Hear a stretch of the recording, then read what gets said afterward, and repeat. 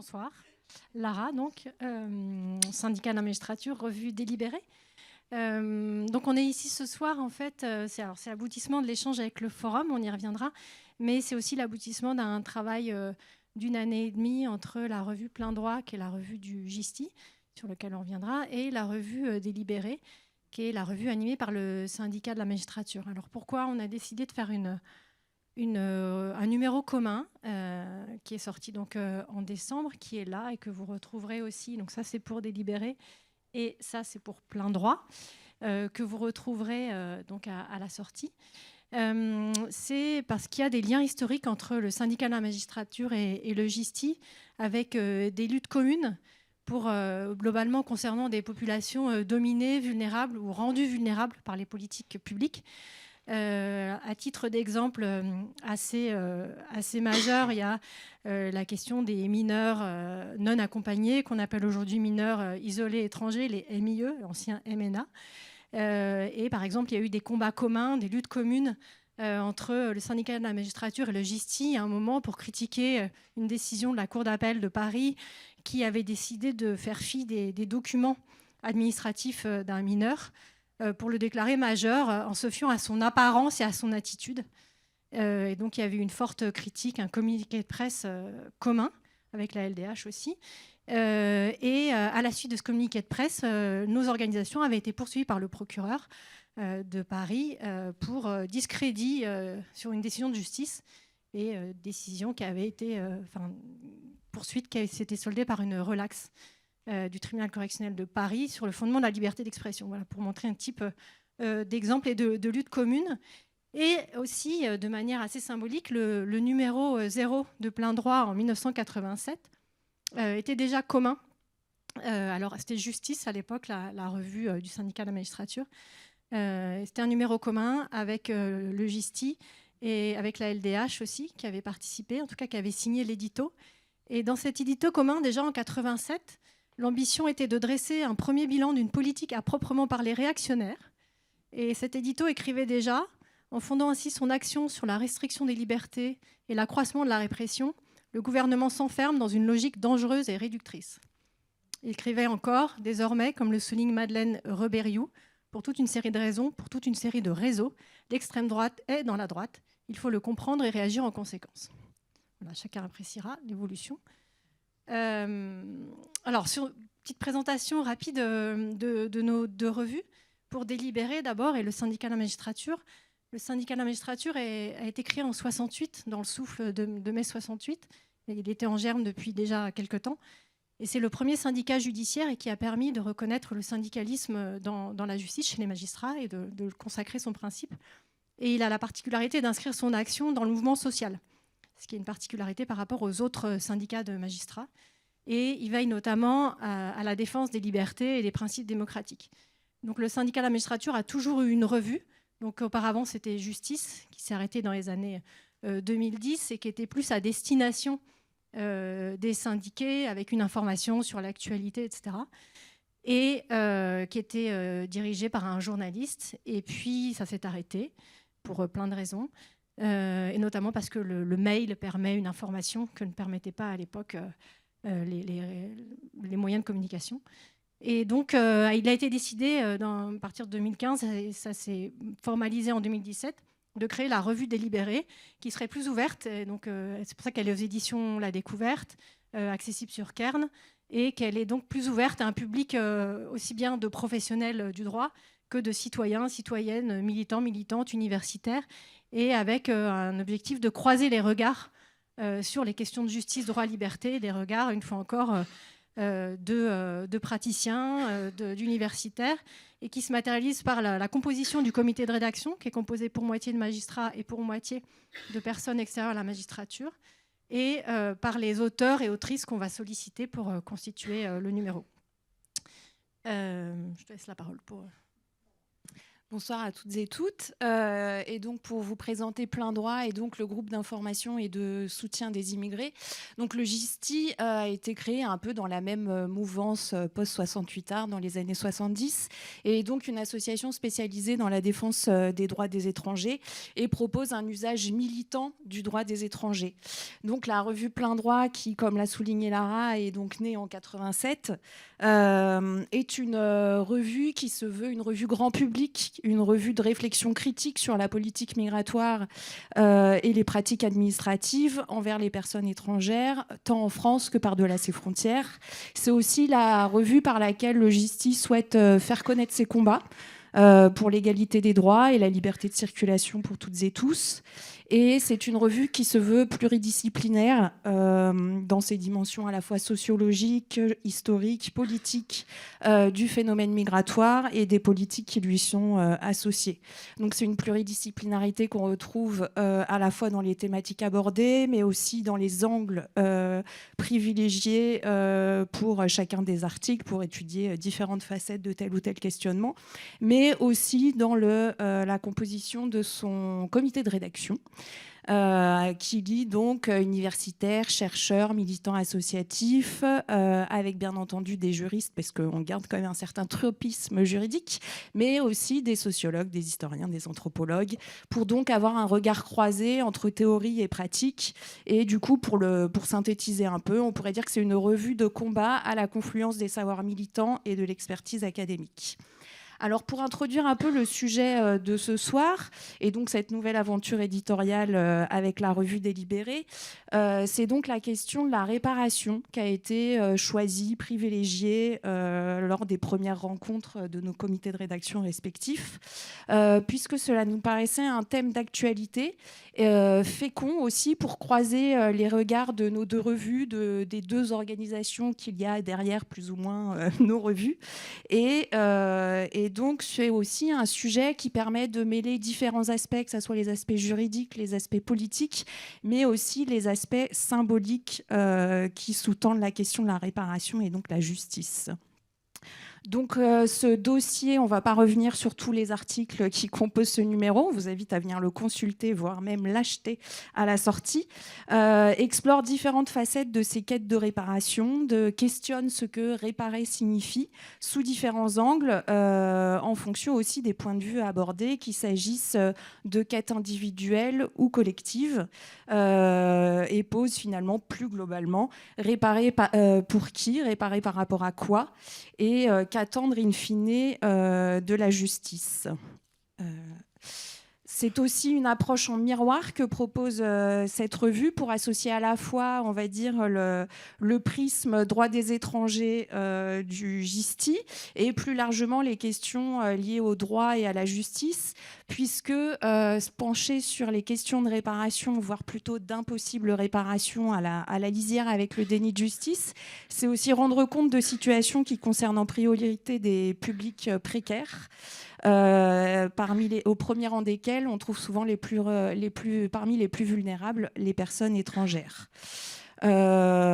Du coup, d'une façon générale, toujours autour de ce sommaire, ce numéro ne déroge pas à la règle de la pluridisciplinarité propre à chacune de nos deux revues. Et donc, vous trouverez dans ces numéros, à la fois une approche philosophique sous forme d'articles ou d'entretiens croisés entre des avocats, des sociologues, des historiens, un réalisateur de films dont il sera aussi question ce soir, et bien entendu des militants et des représentants d'associations qui offrent donc un regard théorique et pratique sur ce questionnement autour de la réparation. Et je vais laisser Lara pour revenir un peu sur le contenu plus généralement. Oui, en gros, pour faire synthétique, les articles, d'un côté, font des constats peu réjouissants sur la question de la réparation, et de l'autre, cherchent quand même à montrer quels outils on peut utiliser, et quelle créativité. Donc sur les constats peu réjouissants, par exemple, il y a la Cour européenne des droits de l'homme qui, victime de son succès dans un contexte d'atteinte de plus en plus important aux libertés fondamentales, multiplie les obstacles pour pouvoir y avoir accès à tous les stades de la procédure, et que ce soit la recevabilité ou ou ensuite, pour mettre fin à la procédure en cours s'il n'y a plus de contact avec le ou la plaignante, par exemple, le requérant ou la requérante. Et évidemment, ces obstacles-là viennent impacter au premier chef les plus vulnérables qui sont moins dans la capacité de tenir sur la durée un combat juridique. L'autre exemple de constat peu réjouissant, c'est les recours pour obtenir des indemnités auprès du tribunal administratif, par exemple, ou même des tribunaux judiciaires. Concernant les préfectures et le droit des étrangers, on fait face aujourd'hui à des multiples illégalismes avec le pari que beaucoup de gens ne feront pas de recours. Le taux de recours est donc très faible. Et par exemple, pour les personnes qui ont fait de la prison, qui sont ensuite innocentées, relaxées, acquittées, le calcul de leur indemnité est relativement défavorable au regard du temps qu'ils ont pu passer en prison. Un autre exemple, c'est quand l'aide sociale à l'enfance manque à ses obligations, comme de faire des démarches pour un mineur isolé étranger pour qu'il puisse avoir des papiers ou qu'il puisse acquérir la nationalité, démarches qui doivent être impérativement faites pendant sa minorité parce qu'après c'est trop tard quand il est majeur. Si ces démarches ne sont pas faites, aller chercher la responsabilité de l'aide sociale à l'enfance plus tard, c'est une gageure aujourd'hui quasiment impossible pour des raisons techniques et juridiques que je vous épargnerai. Pareil, c'est une avocate et une responsable d'association qui reviennent sur le parcours d'un mineur en particulier. Et puis, les accidents du travail aussi, par exemple, sont bien moins indemnisés que les autres types d'accidents. Et dans ce contexte, en compensation, on constate aussi une créativité importante pour essayer de réparer, d'obtenir une réparation autrement, pour contrecarrer et dépasser ces impossibilités. Soit en imaginant d'autres formes de recours en justice, on y reviendra ce soir, à travers le tribunal permanent des peuples et la justice symbolique, ou la justice restaurative qui a été très bien mise en scène dans le film Nous verrons toujours vos visages. Ou alors en imaginant d'autres formes d'indemnisation, comme l'indemnisation en nature plutôt que l'indemnisation financière. Et donc, on tenait à cœur, après ce travail, après avoir pris beaucoup de plaisir à travailler ensemble pendant 1 an et demi, à formaliser et à faire une fête, en tout cas un événement qui puisse symboliser la fin de ce parcours. Et on a eu beaucoup d'idées. Et puis, pourquoi aujourd'hui au Forum des images et pourquoi on les a sollicités ? En fait, dans ce numéro, on a fait une interview croisée de Gustave Massia, qui est un des fondateurs de l'altermondialisme et du mouvement Attac, notamment parce qu'il a beaucoup de choses à son CV, et Abderrahmane Sissako, qui est donc réalisateur, qui est connu notamment pour Timbuktu. Et nous, ce qui nous intéressait, c'est son film Bamako, sur lequel on va revenir. Et d'abord, on avait envisagé une projection de ce film Bamako, puis on s'est rendu compte que, suivi d'un débat, puis en fait que le film était de l'ordre de 2 heures, donc on s'est dit 2 heures de film, puis ensuite un débat, peut-être ça va être un peu long, mais enfin voilà, on a discuté avec le Forum des images, et puis c'est pour ça qu'on est arrivé à ce format assez inédit pour nous, et pour le Forum des images, je ne sais pas, mais en tout cas, de choisir des extraits de films et de venir faire parler en fait des personnes qu'on va vous présenter bientôt pour pouvoir avoir une source de débat à partir de ces extraits de films. J'avais d'ailleurs invité Emmanuel, Liora et tous les intervenants et intervenantes à venir s'installer tranquillement. Donc, pour animer cette table ronde ce soir, nous avons donc Liora Israël, qui est sociologue et donc membre du comité de rédaction de la revue Délibéré, tout au bout de la brochette, et à l'autre bout, vous avez donc Emmanuel Blanchard, historien et membre du GISTI et de la revue Plein Droit, du comité de rédaction. Je vous laisse la parole pour... C'est bon. Alors, bonsoir à toutes et tous. Je suis ravie d'être là, donc, au titre du comité de rédaction de la revue Délibéré, mais j'ai aussi beaucoup travaillé sur le GISTI, un peu avec, donc je suis vraiment très contente d'être là et je vous invite vraiment à regarder ces 2 numéros qui sont très beaux aussi. Alors, on va vous présenter avec Emmanuel cette soirée un peu particulière, donc qui va alterner les extraits de films et les témoignages et les prises de position. à propos de ces films. Ce sont des extraits qui donc ont été pensés par rapport à cette thématique et qui vont nous conduire à entendre donc nos trois invités que je vais présenter très rapidement maintenant. Alors, Mouhiedine Cherbib est défenseur des droits humains. Vous vivez en France. Il s'est notamment impliqué dans le mouvement social du bassin minier de Gafsa en 2008, ce qui vous a valu une condamnation par contumace, si mes informations sont bonnes, sous Ben Ali. Et vous vous êtes beaucoup mobilisé à travers le droit pour la loi contre le racisme qui a été adoptée en 2018 en Tunisie. Vous avez été impliqué comme président de la Fédération des Tunisiens et des Tunisiennes pour la citoyenneté des deux rives. Et vous avez fondé avec d'autres le Comité pour le respect des libertés et des droits de l'homme en Tunisie. Donc toute cette activité vous a conduit à participer à l'organisation de la 56e session du Tribunal permanent des peuples, dont on va parler ce soir, qui visait pour cette édition à juger des politiques migratoires des pays maghrébins, Algérie, Maroc, Tunisie, Libye et Mauritanie, en relation avec l'Union européenne, et qui s'est tenue à Palerme en octobre 2025, donc très récemment. À vos côtés, Armelle Mabon, qui est historienne, qui était maître de conférence à l'Université de Bretagne Sud et qui est membre très actif d'un collectif qui s'appelle Secret Défense, un enjeu démocratique. Elle a notamment écrit un livre qui a déjà fait beaucoup de bruit sur le massacre de Tiaroy le 1er décembre 1944, Histoire d'un mensonge d'État, aux éditions Le Passager clandestin. Elle a été aussi l'auteur d'un documentaire, Oublié et trahi, les prisonniers de guerre coloniaux et nord-africains. Et Armelle reviendra justement sur cette quête de vérité qu'elle mène inlassablement et dont le récit est dans le numéro pour avoir accès aux archives et pouvoir faire la vérité et rétablir dans leurs droits les descendants des victimes. William Bourdon, enfin, est avocat au barreau de Paris. Il est extrêmement engagé sur le plan national et international pour la défense des droits de l'homme. On le connaît bien, évidemment, pour son rôle de créateur, de président de Sherpa, de son rôle plus généralement dans des tas de contentieux stratégiques qui ont été particulièrement marquants, qu'il s'agisse de l'affaire Total relative à la Birmanie, qu'il s'agisse des biens mal acquis, évidemment, et de prise de position à la fois par le droit et en soutien aux avocats persécutés à travers le monde. Et il est là aussi un peu en tant qu'acteur, puisqu'il a joué un rôle dans Bamako et dans le film donc, dont il sera question. Et on va reparler de ce film et aussi de sa portée politique tout à l'heure. Voilà, donc je crois que c'est le premier extrait d'ailleurs.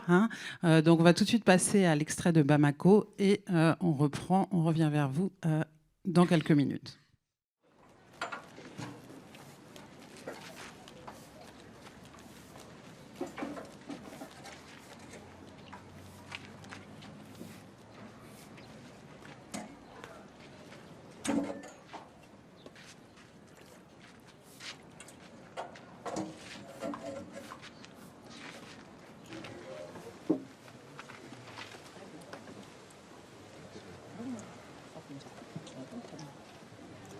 Le témoin Samba Diakité.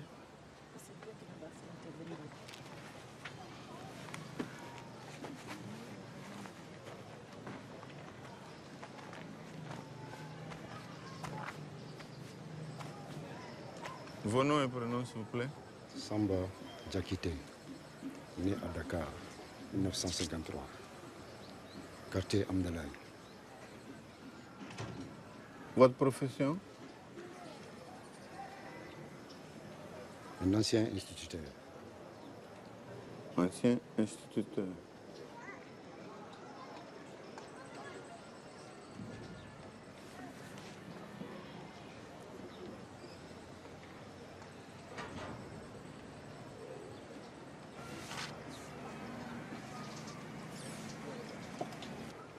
Vous n'avez rien à déclarer?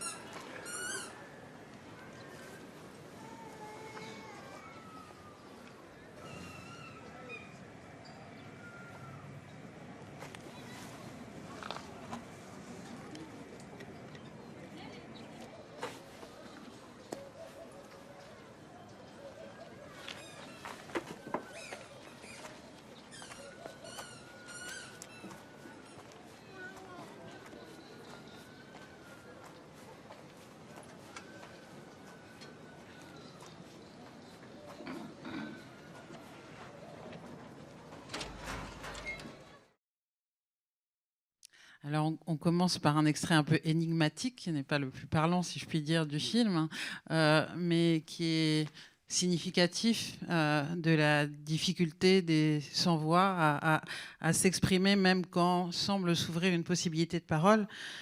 C'est aussi un extrait dont parle Abderrahmane Sissako dans l'entretien de plein droit. Donc, je vais peut-être lire quelques lignes pour faire entendre sa voix. Hein.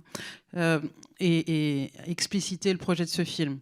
J'ai décidé de faire le film, dit-il, après une rencontre avec Aminata Dramane Traoré, au cours de laquelle elle dénonçait avec force la domination des institutions internationales et regrettait l'absence de contre-pouvoir, de justice face à ces organisations. D'où l'idée d'inventer ce procès qui relève de mon rôle en tant qu'artiste. Je suis venue à Bamako pour préparer le film, me familiariser avec le monde de la justice, assister à des audiences, observer. Boubacar Sidibé, ancien ministre de la Justice, m'a dit « Tu sais que ton film ne changera rien ». Et il a ajouté une phrase qui ne m'a jamais quittée « Mais tu dois le faire, au moins ils sauront que nous savons ». Voici la raison du film de Bamako. C'était très important de mettre en avant que tous les peuples ont conscience des injustices. Le peuple sait que le système politique sont des héritages coloniaux d'une brutalité inouïe, cherchant à détruire l'autre par la négation de son identité culturelle. Bamako s'inscrit dans la suite logique de mes précédents films et vise à donner la parole à celles et ceux à qui on ne la donne jamais. Le tribunal offre l'opportunité de les amener à la barre, même si, une fois appelés, certains témoins perdent leurs mots, qui sont pourtant enfouis en eux, à l'exemple de l'instituteur dans Bamako, qui vient devant les juges et repart sans pouvoir dire un mot. Ce silence dit tout, c'est un cri universel.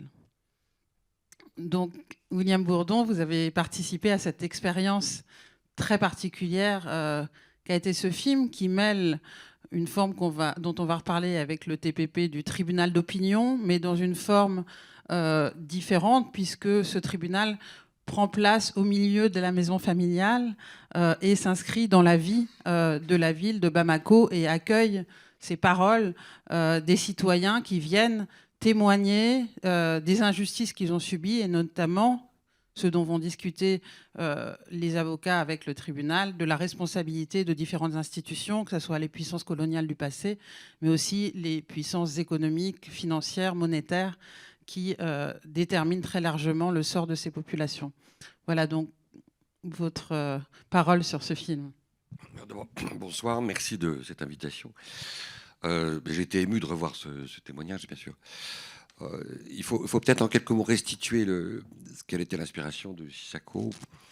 Il y a évidemment cette invitation qui lui a été faite par cette grande amie, Aminata Traoré.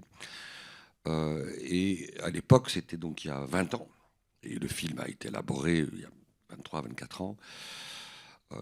Il y avait beaucoup de mobilisation citoyenne à travers le monde, qui est illustrée par les forums sociaux à Porto Alegre, la structuration d'un mouvement citoyen mondial, attaque, etc. Et une réflexion qui s'était universalisée sur les effets catastrophiques, irréversibles, des plans d'ajustement structurel imposés par la Banque mondiale et le FMI après la crise économique et financière de 1982.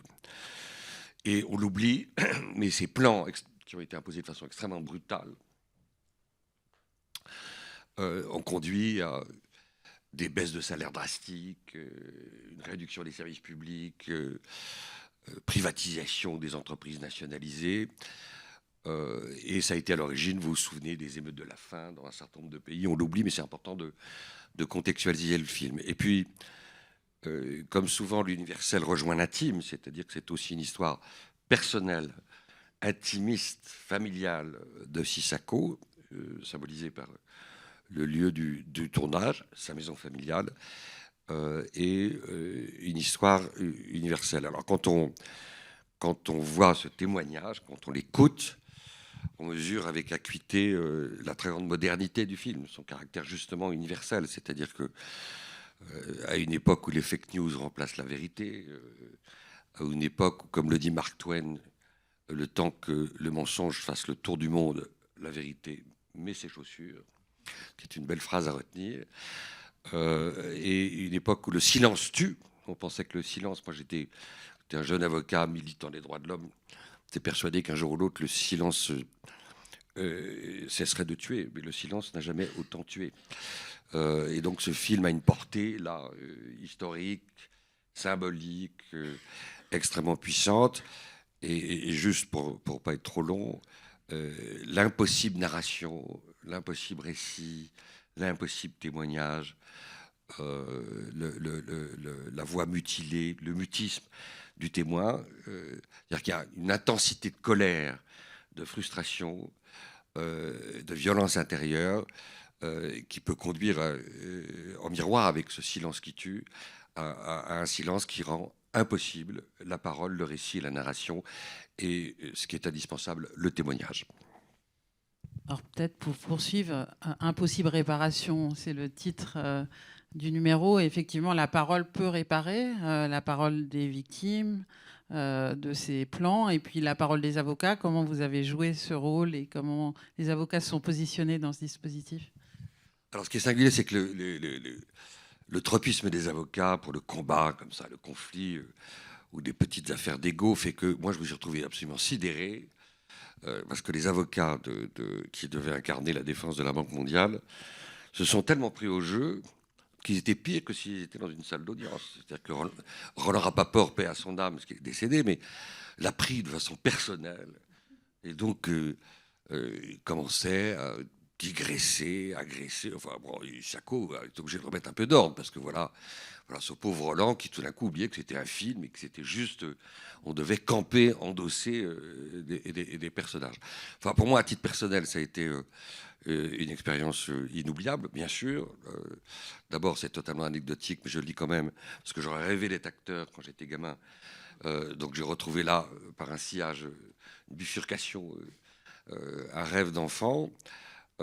Et puis surtout, c'est un film qui m'a réencouragé. C'est-à-dire que le métier d'avocat est un métier où on a des grands moments de découragement. Tout au long de sa vie professionnelle. Et en ce moment, pas besoin de vous dire que les raisons de découragement ont un peu tendance à proliférer. Mais il faut en permanence se tenir droit, se lever, agir, se résigner à ne pas se résigner, renoncer à renoncer. Et la rencontre avec des gens aussi dignes, voilà, la rencontre avec la dignité de ces gens, dans leur mutisme ou dans leur volubilité, la rencontre avec la dignité des gens qui assistaient à l'audience, des témoins, a été pour moi une source d'inspiration que je n'oublierai jamais. Peut-être pour prolonger sur cet extrait et ce film, une question à Mouhidine Cherbib, que je vais appeler Mouhidine, parce que ce film il renvoie à une époque qui est celle de l'altermondialisme, l'époque où d'une certaine façon on s'est rencontrés. Et ce que je trouve frappant dans ce film, c'est qu'il est tourné, je crois en 2004, hein, vous me contredirez, à une époque qui est encore une époque d'espoir. C'est-à-dire que c'est un mouvement ici avec la figure d'Aminata Traoré, qu'on voit dans le film, qui l'a inspiré, mais qu'on voit aussi dans le film, où il pouvait être espéré que des formes de dispositifs de dévoilement, de vérité, qu'on peut retrouver dans des formes de débat, mais aussi dans des formes de justice, fassent avancer un certain nombre de causes. Et d'une certaine façon, il me semble que ce film... et vous venez de le rappeler d'une certaine façon, Maître Bourdon, s'il est universel, il est aussi daté et annonciateur. C'est-à-dire que j'ai l'impression que ce silence qu'on voit, ce mutisme, il renvoie aussi à une forme de prescience d'Abderrahmane Sissako, qui, même s'il dit dans l'entretien avec Gus Massia qu'il est un indécrottable optimiste, comme l'a toujours été Gus Massia, d'une certaine façon, nous dit aussi par cette scène et par d'autres moments du film que tout ce qui est fait à cette époque peut conduire à des avancées, mais aussi à des formes d'impasse, en tout cas. Voilà. Et j'aimerais bien que tu nous dises, toi, Mouhidine, comment tu te situais à cette époque-là, justement par rapport à la capacité à des dispositifs un peu alternatifs, des forums, des comités d'expertise, des tribunaux permanents. Ici, c'est un tribunal permanent c'est une mise en abîme du tribunal permanent. Est-ce que, voilà, comment tu te situais par rapport à ces outils-là, à cette époque-là? Oui, merci. À l'époque, moi personnellement, j'ai participé la première fois dans le processus des forums sociaux en 2003 à Porto Alegre. L'enthousiasme déborde tous ceux qui ont participé à l'époque. Imaginez, à Porto Alegre, il y avait... c'était la mode à l'époque, une sorte de mode. Il y avait plus de 4000 médias présents à Porto Alegre et qui portaient les débats. Aujourd'hui, avant-hier, on parlait de Davos. Et le principal acteur de Davos, c'est Trump. Il y a 20 ans, il y avait un débat direct de Porto Alegre, une liaison directe entre les participants du Forum social en 2003 et Davos. Donc, Davos avait la trouille à l'époque. Il faut imaginer ce moment-là. Donc, on était, effectivement, comme tu viens de le dire, on était en plein d'enthousiasme. Ça promet... bon, moi, qui je suis tunisien, cet enthousiasme, il a été prolongé jusqu'à 2011 et la révolution tunisienne. Donc, voilà, on va revenir après sur... aujourd'hui et le sentiment qu'on a aujourd'hui de ce qui se passe, que ce soit à travers le monde ou que ce soit dans un petit pays comme la Tunisie. Peut-être, Armel, une réaction par rapport aussi, puisqu'il nous reste quelques minutes, une réaction peut-être plus liée à l'ancrage en Afrique de l'Ouest, puisque voilà, Abderrahmane a tenu à ce que ce film soit tourné à Bamako, dans une cour aussi caractéristique qui construit un huis clos, mais avec des phénomènes d'ouverture, avec la porte derrière. Qu'est-ce que ça nous dit aussi, lui qui est un ancien tirailleur aussi? Non, mais en fait, quand j'ai regardé les extraits, moi, je me suis mise à rêver. Enfin, je rêve beaucoup pour arriver à couper le mensonge, toute forme de mensonge qu'on peut voir. Mais là, moi, parce qu'en plus, il y a ici Émilien Abibou, qui est un petit-fils d'un condamné de Tiaroy. Et en fait, je me suis dit, il faut absolument... Si on n'y arrive pas, si Gérald Darmanin ne saisit pas la Cour de cassation pour faire aboutir le procès en révision, eh bien, il faudrait faire pareil, c'est-à-dire faire une pièce de théâtre ou un film où on montrait le procès en révision, qui est indispensable, qui est nécessaire, qui ne peut pas être autrement. Voilà, donc c'est un peu ce que ça m'a inspiré. On peut continuer à faire de la fiction sur ces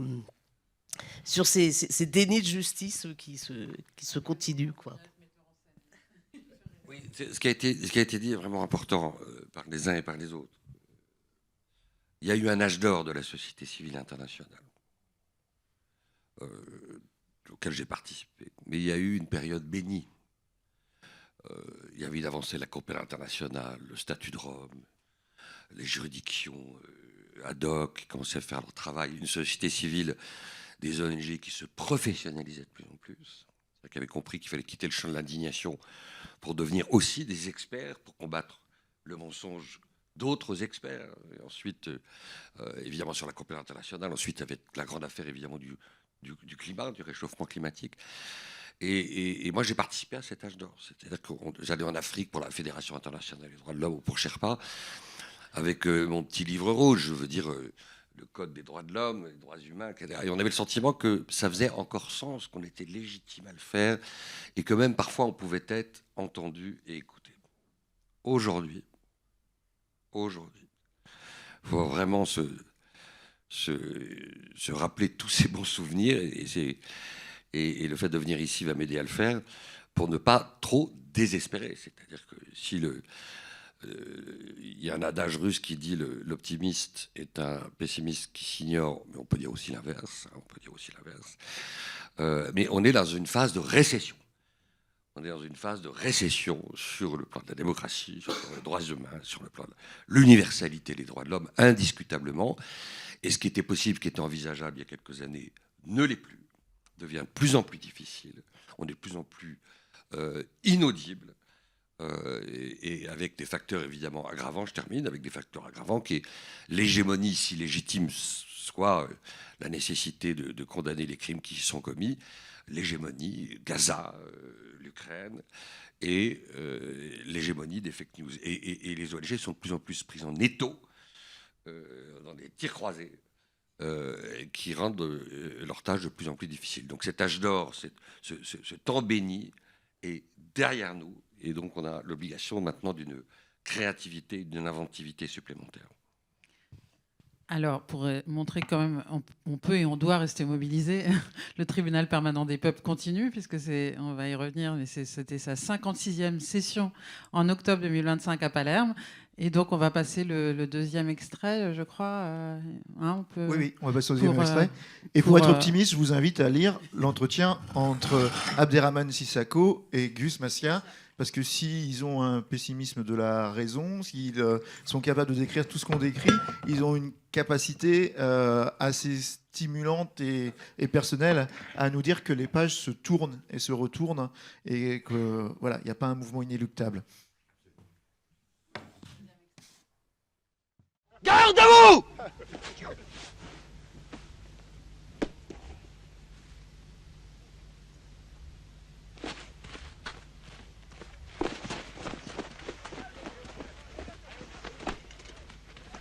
Nous ne partons pas si nous ne prenons pas argent. 1000 francs francis pour 500 francs africains. Vous serez traduit devant le tribunal militaire. Caporal Sef, général Manti, nous gardez général.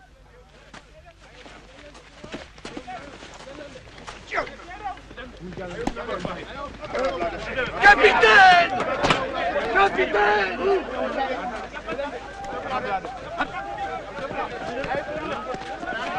Capitaine!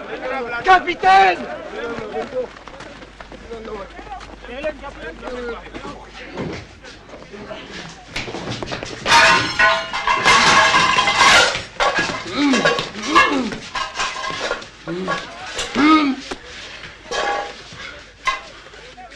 Regardez, bagasse, nous. Tu fouilles, quoi. Nous pas voler argent. Toi, général, assiste ici. Si vous courez, nous tassez-vous.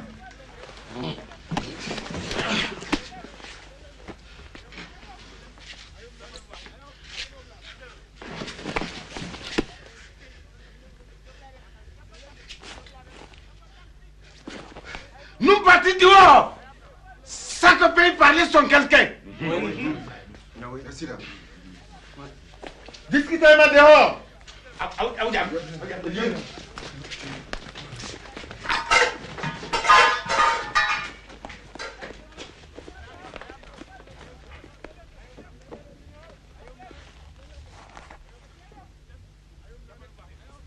Sergent-chef Diatta, dites à vos hommes de libérer immédiatement le général. Est-ce que vous savez que selon les lois de l'armée, il risque le tribunal militaire et le peloton d'exécution? Oh non, à vous de leur parler. C'est un ordre! Capitaine, je refuse. Vous êtes encore soldat. Vous devez obéissance à vos supérieurs. J'ai fini mon engagement il y a 2 ans. On m'a maintenu de force.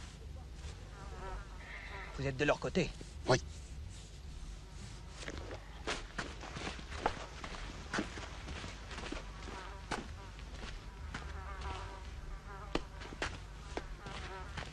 Faites intervenir le poste de garde, qu'ils se tiennent prêts à tirer. Mais les tirailleurs n'ont pas de munitions, mon capitaine. Prévenez l'état-major tout de suite. Bien, mon capitaine.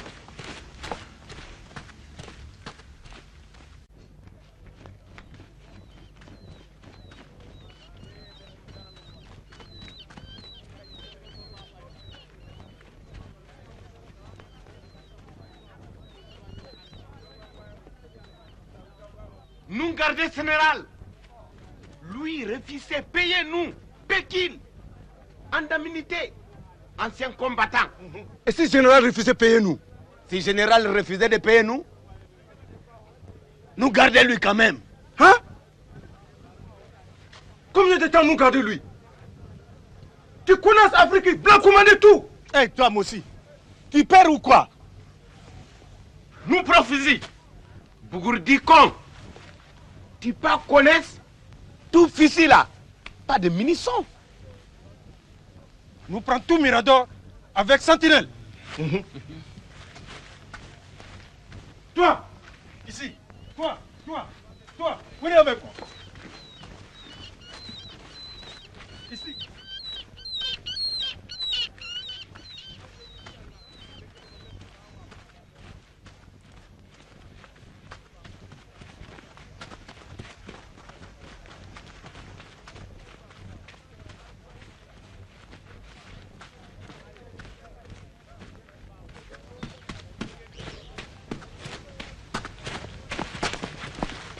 L'état-major est informé, mon commandant. Très bien. Je vais évacuer l'argent et ramener le capitaine Raymond. Très bien, nous vous attendons. Chauffeur de la Jeep, le poste. Sergent-chef, nous évacuons l'argent. Nous rentrons. Oui, mon père. Tirailleurs, chargez les sacs.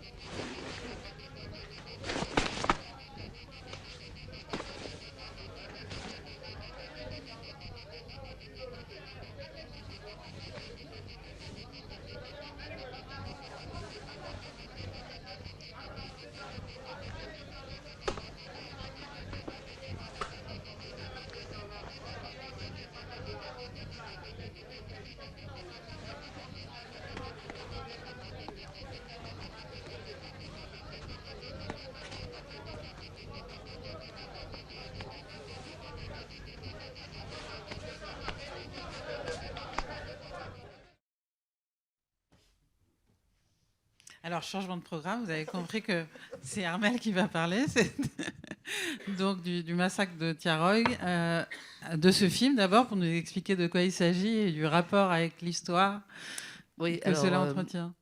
Alors, ça serait un peu trop loin à expliquer, mais enfin, en tout cas, le massacre de Tiaroy, qui ne s'appelait pas le massacre de Tiaroy jusqu'à 2024 à peu près.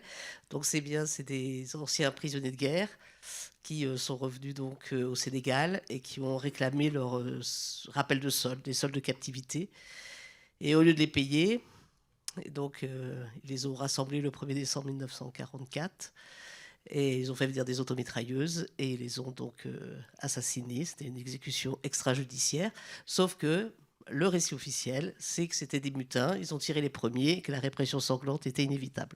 Voilà. Alors, c'est vrai que c'est pas moi qui ai choisi l'extrait, et c'est assez cocasse quelque part, parce que c'est en 2014 que j'ai signalé à François Hollande, Jean-Yves Le Drian et Christiane Taubira, garde des Sceaux, parce que François Hollande allait faire un discours solennel au cimetière militaire de Tiaroy, donc fin novembre, pour le 70e anniversaire de ce massacre. Et donc, j'avais alerté tout ce beau monde. Et j'étais très optimiste, on parlait d'optimisme, parce que j'étais reçue par le conseiller mémoire de Jean-Yves Le Drian, qui était donc ministre de la Défense, et il m'a dit « Oui, madame, vous avez raison, c'est un massacre, oui, les victimes ne sont pas enterrées dans les tombes du cimetière militaire de Tiaroy, et oui, plus tard, après le discours de François Hollande, nous pourrons envisager le procès en révision. » Mais, en fait, au final, ce qui s'est passé, c'est qu'ils ont pondu, c'était ce qu'on appelle la DMPA, la Direction de la mémoire, du patrimoine et des archives du ministère de la Défense. Ils ont concocté une exposition sur les tirailleurs sénégalais avec 3 panneaux pour réitérer le mensonge d'État. Et ils ont écrit justement qu'il y avait eu la séquestration du général Dagnan. Or, même dans les rapports des officiers les plus mensongers, jamais il est fait état de la séquestration de ce général Dagnan. Ils ont juste peut-être bloqué sa voiture. Donc en fait, c'est incroyable que la fiction de Sembène Ousmane, avec cette histoire qui a été si mal écrite, a autant de porosité pour qu'un ministère se serve de la fiction pour dire « Voyez, c'est bien ce qui s'est passé, c'est horrible, ils ont voilà. Donc ça m'a surpris de voir cet extrait parce que je me suis dit tout le problème pour faire venir cette vérité, eh ben, c'est justement ces fonctionnaires, ces militaires qui sont encore au ministère des Armées et qui ne veulent absolument rien entendre et qui réitèrent le mensonge d'État tout le temps. Et il y a des avancées, mais elles sont pas, c'est pas encore une reconnaissance totale, malheureusement. Armel, comme nous sommes au Forum des images, et que si le film Bamako est sans doute connu de beaucoup des personnes présentes, le film Le Camp Tiaroy est sans doute beaucoup moins connu et plus surprenant à bien des égards dans son caractère formel et justement dans la façon dont il est réapproprié. Il faut peut-être dire 2 mots de ce qu'était le projet d'Ousmane Sembène, parce que Ousmane Sembène, ce film, c'est un film qui paraît dans les années 80. Il est déjà très connu. C'est un cinéaste qui a écrit d'abord des romans à partir de la fin des années 50, qui a fait des films au début des années 60, dont La Noire 2, 20 ans avant le film qu'on a sous les yeux, et qui, par rapport à notre sujet du jour, est quelqu'un qui vise à réparer par la représentation, qui est vraiment quelqu'un qui vise à porter un regard qui soit un regard non pas des vaincus, mais de ceux qui ont toujours été parlés, toujours été filmés, et qui accèdent à la possibilité de filmer dans les années 60. Et il y a eu des choses avant, je sais, mais notamment par la possibilité d'aller à Moscou, se former, etc. Et chez Ousmane Sembène, ça conduit à des films qui, d'une certaine façon, si on le disait dans le langage d'aujourd'hui, sont des films qui visent à visibiliser les rapports de race et à décolonialiser le regard. Et donc, d'une certaine façon, cette séquestration qui n'a jamais été, dans la fiction d'Ousmane Sembène, elle a un sens qui est justement de montrer que voilà, on a possibilité de représenter autrement.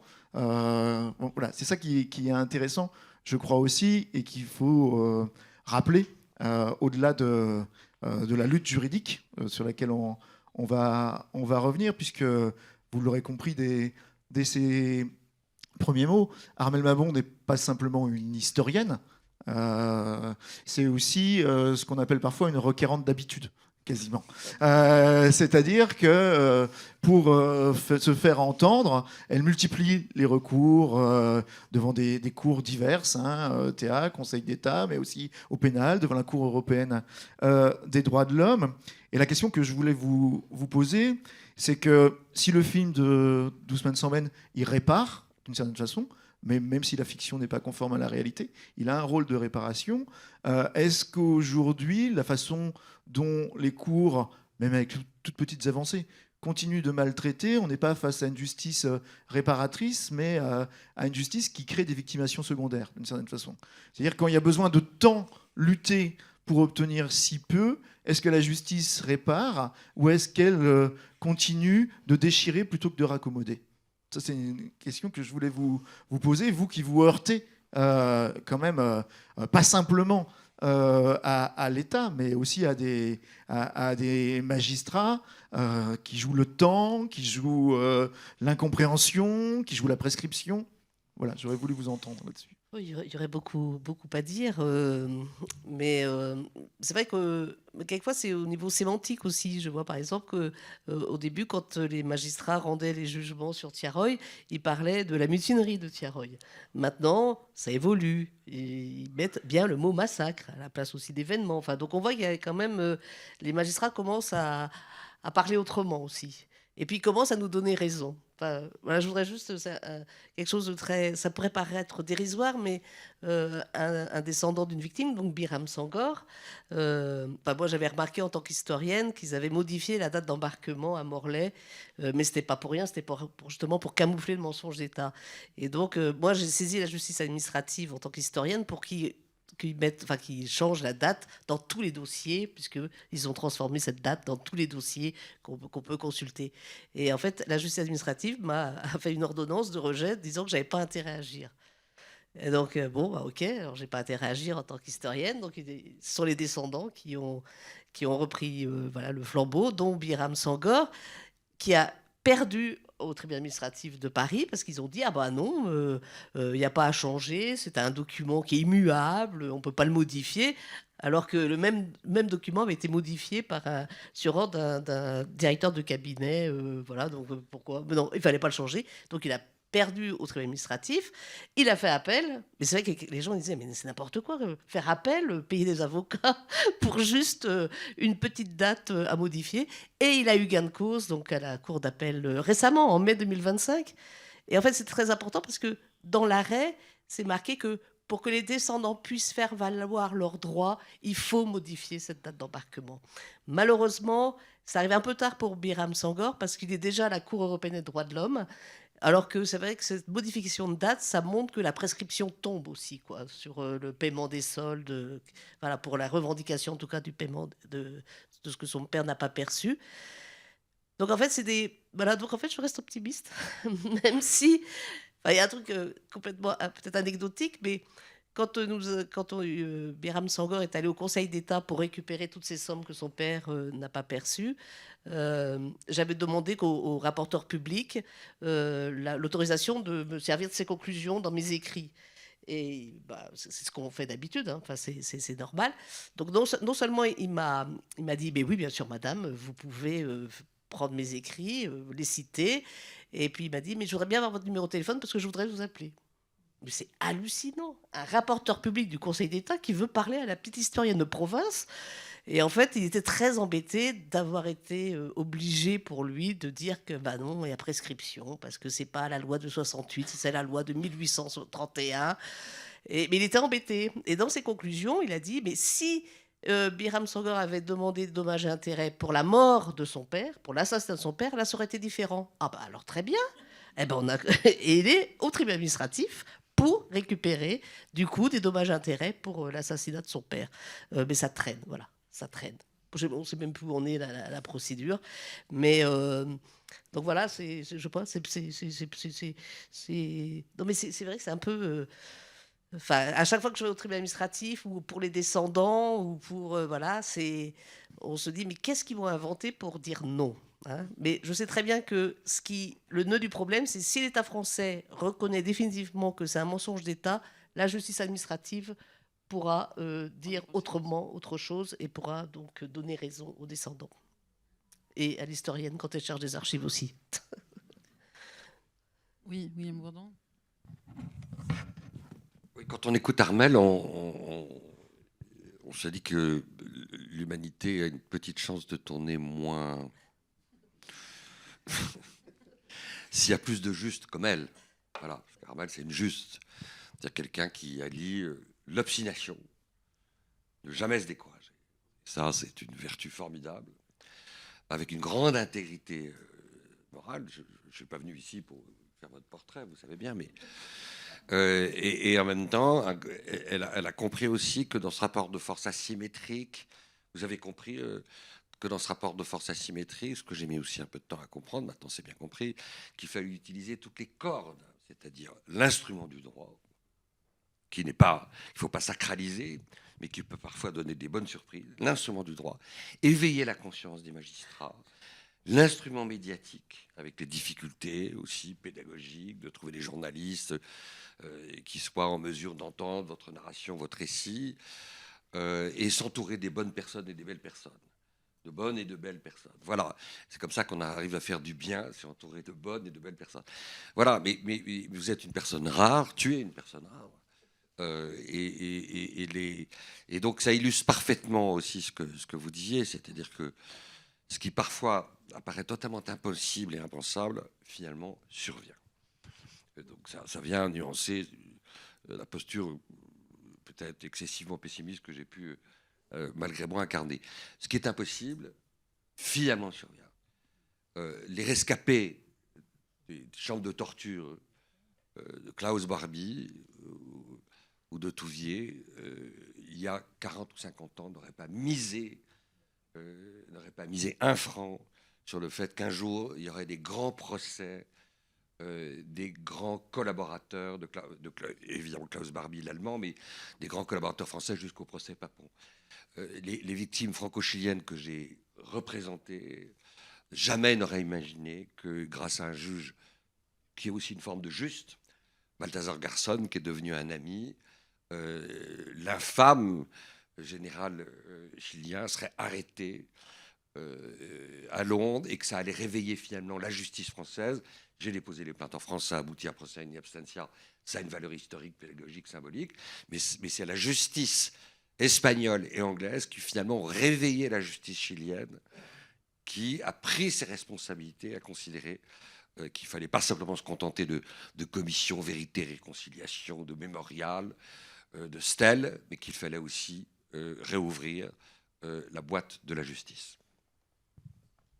Ce qu'on voit, c'est que ces configurations sont des historiennes qui deviennent des juristes, des avocats qui deviennent des acteurs, des juges qui se font historiens, et c'est ces triangulations-là qui essayent de faire réapparaître des vérités et aussi, surtout, de réparer les torts symboliques et tout à fait concrets qui ont été faits à toutes ces victimes. Et justement, pour rebondir sur ce que dit Liora, on voit qu'il faut distinguer à la fois dans la façon dont Ousmane Sembène représente, la façon dont on saisit la justice, hein, ce qui est reconnaissance et réparation. Parce que Ousmane Sembène, il propose une réparation symbolique. Hein. Il a fait avancer la reconnaissance. Avant son film, la question était très peu débattue, y compris en Afrique de l'Ouest. Et la question que je voudrais vous poser, Armelle Mabon, les personnes avec qui vous travaillez, je n'ose pas dire que vous représentez, parce que ce n'est pas vous l'avocate, c'est Maître François Pinatel qui vous a accompagné ces dernières années. Est-ce qu'elles ont des attentes précises en termes de réparation, quand bien même ces réparations seraient inatteignables par la justice? Mais elles, qu'est-ce qu'elles attendent en termes de représentation, en tout cas dans ce qu'elles vous disent, sans entrer dans quelque chose de... En tout cas, pour Biram Sangor, qui est le seul descendant d'une victime, lui, il veut vraiment une réparation. C'est très clair, c'est très net. Il a 87 ans. Il dit, mais je veux finir ma maison. Voilà, donc lui, c'est clair. Hein. Bon, après, c'est peut-être aussi pour d'autres, c'est de l'ordre du symbolique aussi. Enfin, moi, je crois que peut-être récupérer les grades suite à la condamnation à tort, c'est important aussi. Mais je sais que, par exemple, François Hollande, en 2014, n'avait pas prononcé le mot de massacre. En 2024, il a dit « je regrette, j'aurais dû... donner le mot de massacre », mais il a quand même dit 2 fois en 2014 et 2024, mais par contre, je suis contre les réparations. Et donc, mais forcément, les réparations, elles vont venir de facto. Si à un moment donné, la justice administrative, si la Cour européenne des droits de l'homme donne raison à Biram Sangor et à Djibril Doucouré, qui est un fils de rescapé, bah, il y aura réparation. Et condamnation de l'État français, mais aussi réparation, j'imagine. Je ne connais pas assez bien les rouages de la Cour européenne des droits de l'homme, mais voilà, c'est. Mais de toute façon, moi, j'ai pas retrouvé beaucoup de descendants. C'est très peu. J'en ai peut-être 5. Donc, c'est pas ça qui va faire un problème sur le PIB de la France. Hein. Donc, peut-être qu'ils ont peur à, je sais pas, à une boîte de Pandore qui s'ouvre. Donc, il n'y a aucune crainte que ça déborde, voilà, sur les réclamations. Mais moi aussi, j'estime que ces descendants, ils ont droit à la réparation. Je ne vois pas autrement. Parce que là, c'est vrai que le ministère des Affaires étrangères, le ministère des Armées, ils n'ont que le mot prescription à la bouche. Mais cette prescription, pour moi, elle ne tient pas. Sinon, tout serait presque... Voilà, alors, c'est vrai que Tiaroy devient un peu peut-être une étude assez particulière à faire, justement, sur cette notion de prescription, dès lors qu'il y a un mensonge d'État qui est reconnu. Et c'est très intéressant. Enfin, bon, moi, je suis historienne, je me suis mise un peu au droit, mais je tiens quand même à signaler que le fait que j'ai saisi la justice tant et tant de fois, je ne vous dis même pas le nombre de recours, voilà. Je crois que je suis un peu connue au tribunal administratif. Hein.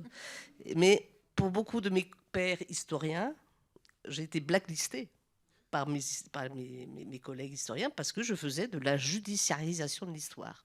Or, moi, je dis, je ne prends que les moyens qui sont à ma disposition pour essayer de récupérer des archives qui sont interdites, etc. Donc, bon, maintenant, ils sont un peu calmés, hein.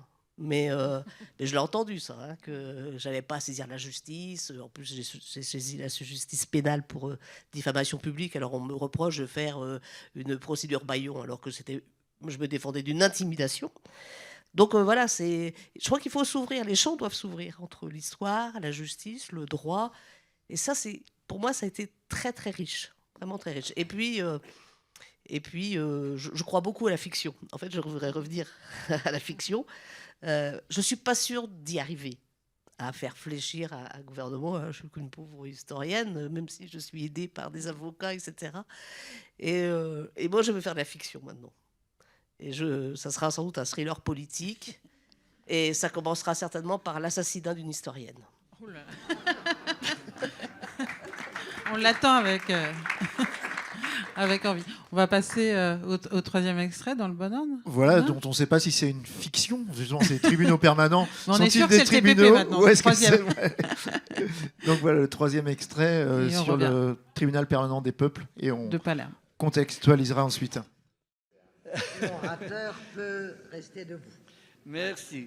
Alors, honorable présidente, honorable juge, permettez-moi d'annoncer la couleur ab initio.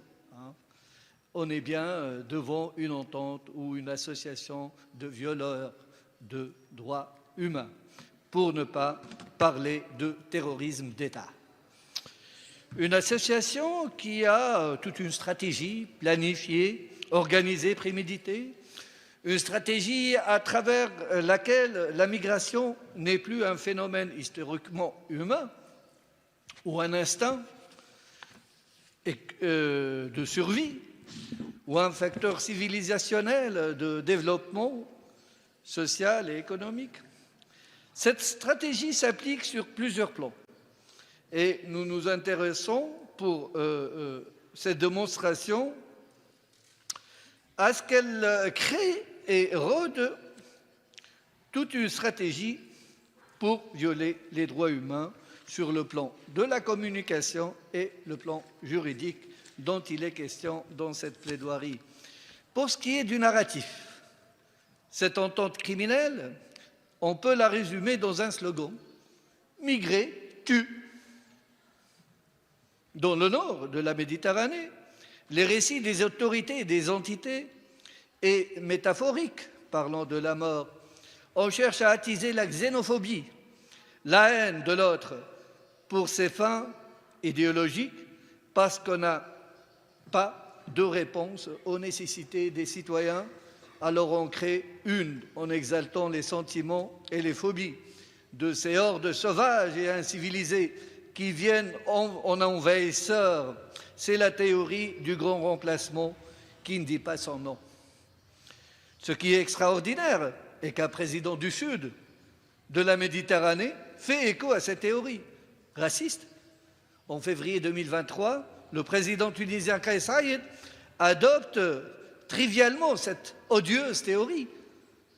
En fait, cette haine et cette phobie de l'autre sert non pas seulement à marquer des points dans des politiques court-termistes internes, mais sert surtout à déshumaniser pour que l'opinion publique du Nord comme au Sud accepte, adhère, normalise avec les atrocités subies par ces migrants qui fuient la guerre, la sécheresse, la désertification, la pollution, le sous-développement, que ces pays du Nord sont en une conséquente partie responsable. Ce sont plus des enfants, des femmes, des groupes vulnérables, ils sont des envahisseurs.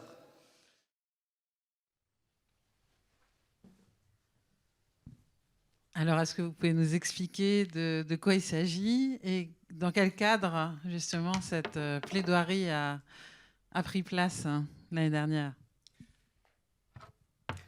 Oui, ça a été il y a 3 mois exactement, c'est le mois d'octobre. Donc c'est un projet qui saisir le tribunal permanent des peuples. C'est un projet qui date depuis la session de Paris en 2018, où le justice d'ailleurs il a joué un grand rôle dans cette session. Et certains militants maghrébins de France, de Belgique, on a assisté, on était vraiment emporté par la session de Paris de l'époque sur la question des migrants.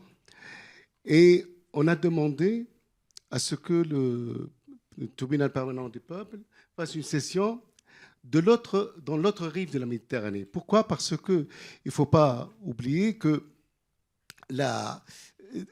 effectivement,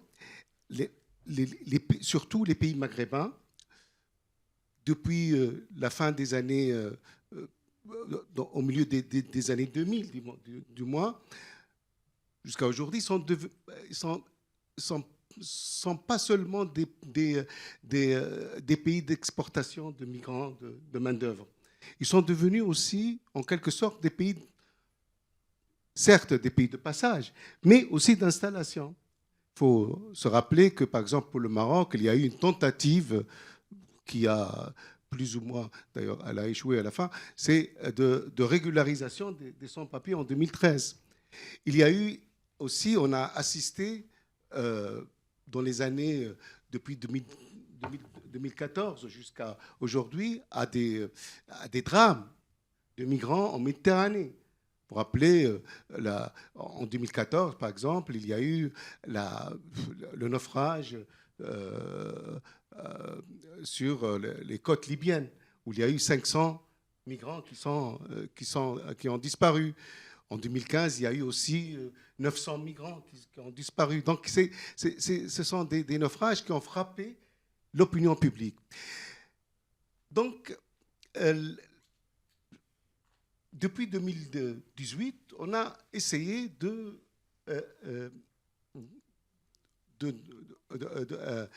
juger, en quelque sorte, les politiques, parce que c'est devenu des politiques sans qu'elles soient annoncées. Il n'y avait pas de politique, il n'y avait pas de loi qui régisse l'immigration dans presque les 5 pays, sauf au Maroc, il y a eu cette tentative de régularisation en 2013.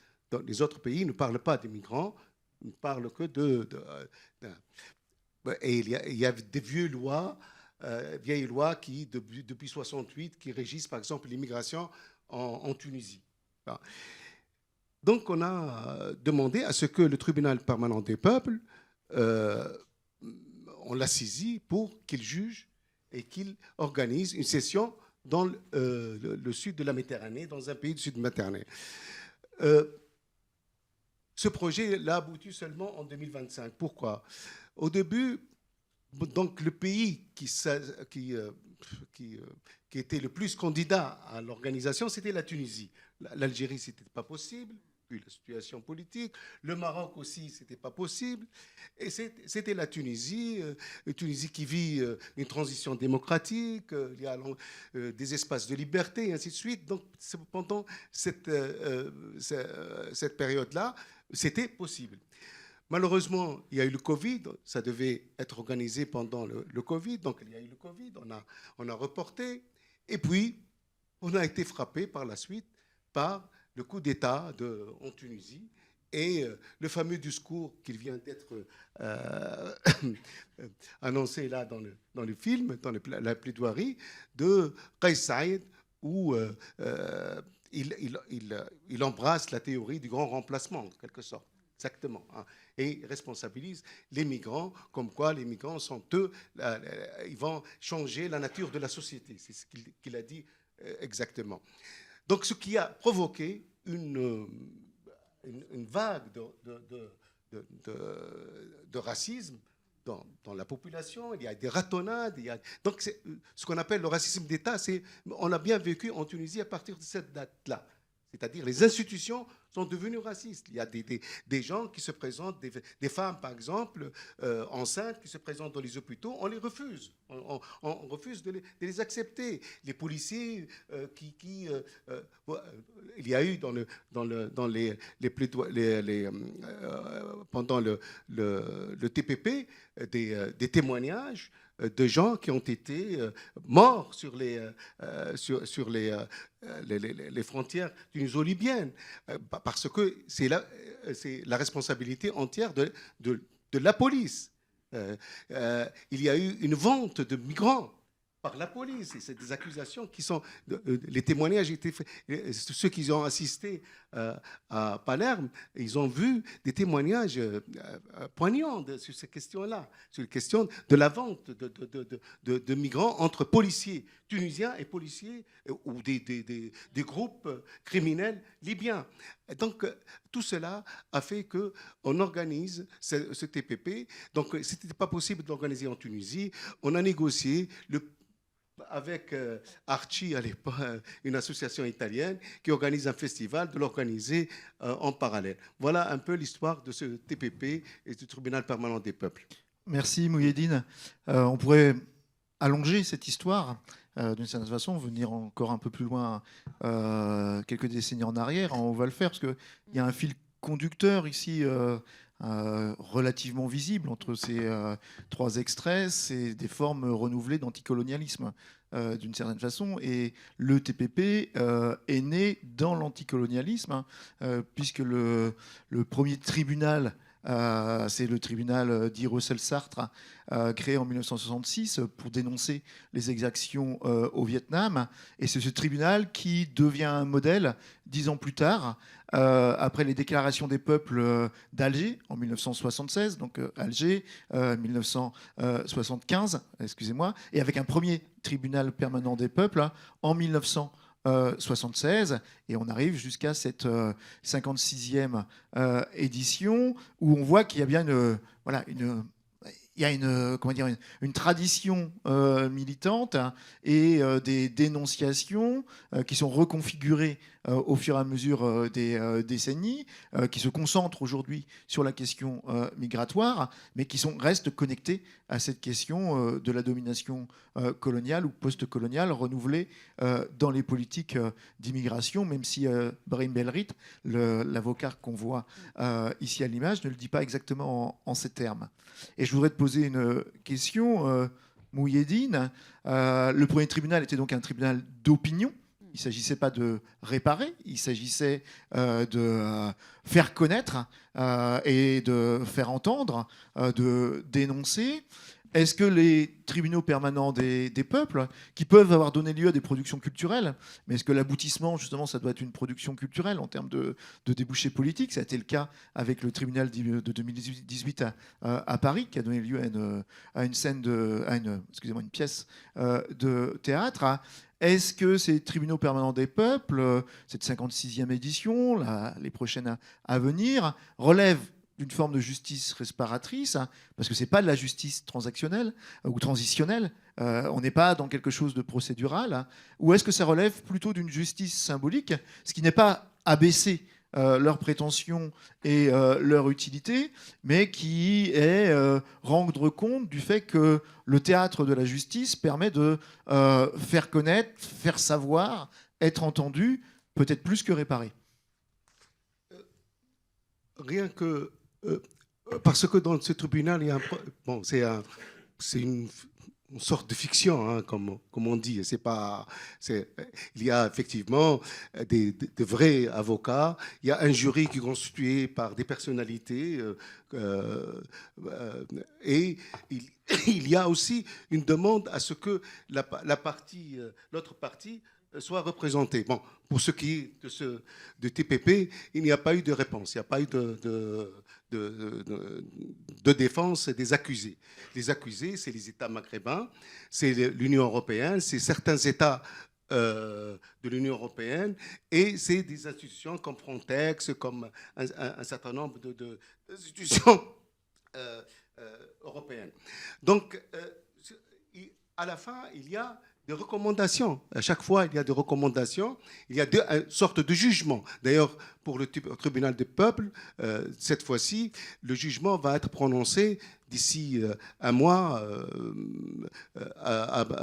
ou 2 mois, parce que ça n'a pas été le cas ce jour-là, mais seulement une première conclusion. Et parmi les conclusions, moi, je peux vous donner quelques éléments. Par exemple, ce que disent le jury, là, c'est qu'il a dit, rien que après la présentation de l'acte d'accusation, le premier jour,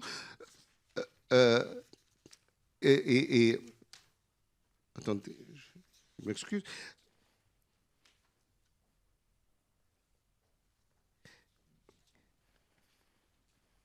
Donc, suite au témoignage poignant des victimes, le tribunal reconnaît que les 5 États maghrébins seront coupables de politiques systématiques d'arrestation arbitraire, d'expulsion collective, de déplacement forcé et de déportation vers des zones désertiques ou des frontières militarisées, exposant sciemment des milliers de personnes à la traite, à la faim, à la soif, à la torture, à la mort ou à la disparition. Ils ont maintenu ou toléré l'existence de centres de détention illégaux, insalubres, inhumains, où règne la maltraitance, la violence sexuelle, la privation de liberté sans fondement légal et en l'absence de tout contrôle judiciaire. Donc, c'est un des exemples du constat et on attend les recommandations qui vont venir plus tard. Donc, je ne sais pas si c'était... En tous les cas, pour les témoins, je crois, parce qu'il y a eu des témoignages poignants de gens qui ont passé par cette galère-là, que ce soit sur la route migratoire, des gens qui ont passé par la Libye et par la Tunisie et qui ont vécu, ceux qui ont vécu effectivement ce qui s'est passé à Sfax depuis 2021 en Tunisie. Et ces ratonnades, je crois, rien que le fait de s'exprimer, de se trouver dans une enceinte qui n'est pas le tribunal, mais qui fait semblant de tribunal et qui trouve des dizaines et des dizaines d'associations qui le soutiennent et qui assistent et qui organisent, c'est une forme, je crois qu'ils perçoivent une forme de réparation en quelque sorte. Mais bon. Mais je ne sais pas c'est quoi la réparation qu'on peut avoir dans ces cas-là. D'ailleurs, avec William Bourdon, le Comité pour le respect des libertés et des droits de l'homme, qui fait partie de mon association, qui fait partie de cette organisation, je crois, William, tu peux nous dire la procédure qu'on vient d'entamer avec toi sur cette question-là du racisme en Tunisie. Oui, on a introduit une procédure d'une soumission devant la Cour pénale internationale qui est aujourd'hui quand même très, très, très mobilisée et qui a du mal à faire face à tous les défis qui lui sont lancés en raison de ce qu'on a qualifié de crimes contre l'humanité, c'est-à-dire le mauvais traitement, les exactions commises à l'encontre des migrants qui arrivent dans un état de désespoir et de délabrement physique absolu et se rajoutent à cet état de désespoir moral et physique des exactions immondes commises par le régime tout aussi immonde de celui qui règne au palais de Carthage et qui, en fait, contre quelques monnaies sonnantes et trébuchantes de l'Europe, a accepté une externalisation de l'obsession européenne, c'est-à-dire de bouter le plus loin possible les migrants. Mais je voudrais réagir à ce que tu disais, en tant qu'avocat, sur le mot de reconnaissance. Réparation, reconnaissance, responsabilité. Si vous me permettez 2 minutes là-dessus, même si c'est diablement compliqué. Il y a quelques années, j'avais fait une tribune dans Le Monde pour m'opposer à une autre tribune de femmes avocates et qui disaient il faut s'en tenir à la prescription, pas d'imprescriptibilité des crimes sexuels, etc. C'est pas un débat que j'ouvre là. Et à l'époque, le parquet de Paris avait innové, a fait quelque chose qui était absolument nouveau, c'est-à-dire qu'il avait accepté de faire entendre les victimes d'un certain nombre d'infractions sexuelles en connaissance de cause du fait que c'était prescrit, pour qu'au moins soient mis des mots, et pour que l'institution dise « Madame, ce que vous avez dit est vrai », pour que la reconnaissance des faits soit acquise. Alors après, ça peut entraîner des effets dominos, mais pour que la reconnaissance... Et ça, c'était très nouveau. Et donc, j'en viens à l'idée essentielle. Il y a des formes de reconnaissance qui valent des formes de justice. Si la justice ne peut plus, prescription, oubli, grâce, si la justice ne veut pas, pour des raisons politiques, mensonge d'État, incompétence, la reconnaissance, la reconnaissance, c'est une forme de respect, de restauration de la victime dans sa dignité. Voilà. Partiellement, c'est évidemment toujours insuffisant, mais c'est une forme, c'est une façon pour l'institution de dire ce que vous dites est vrai. Donc, ce que vous dites est vrai, et donc de ce point de vue-là, la transition est trouvée, je vais vite.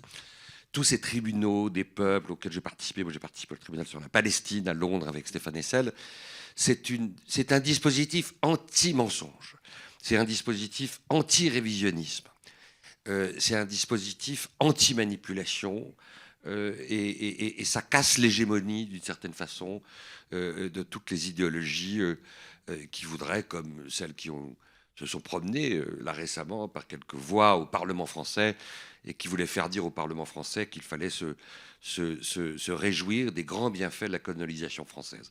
Voilà, ça s'inscrit, toutes ces batailles-là, citoyennes, s'inscrivent. Mais, voilà, je termine là-dessus, il y a des formes de reconnaissance qui sont aussi des subterfuges et des tours de passe-passe pour ne pas accepter le degré ultime de la responsabilité, c'est-à-dire reconnaître la responsabilité de l'institution, de l'entreprise, de l'État, avec des conséquences pécuniaires et des conséquences politiques, c'est-à-dire admettre le mensonge des termes, admettre qu'on a trompé l'opinion publique, admettre qu'on a manipulé, et c'est toutes les difficultés auxquelles Armelle se heurte avec l'obstination qu'on lui connaît. Voilà. Merci beaucoup. Si je peux ajouter, nous, militants maghrébins en France, par rapport à nos pays d'origine, le fait qu'on a pensé transporter le tribunal permanent du peuple de l'Europe vers nos pays, c'est un message qu'on veut donner aussi à nos gouvernants, qu'ils sont aussi justifiables, qu'ils doivent rendre des comptes, même symboliquement, à ce qu'ils sont en train de faire par rapport à leur politique, parce qu'ils sont responsables aussi.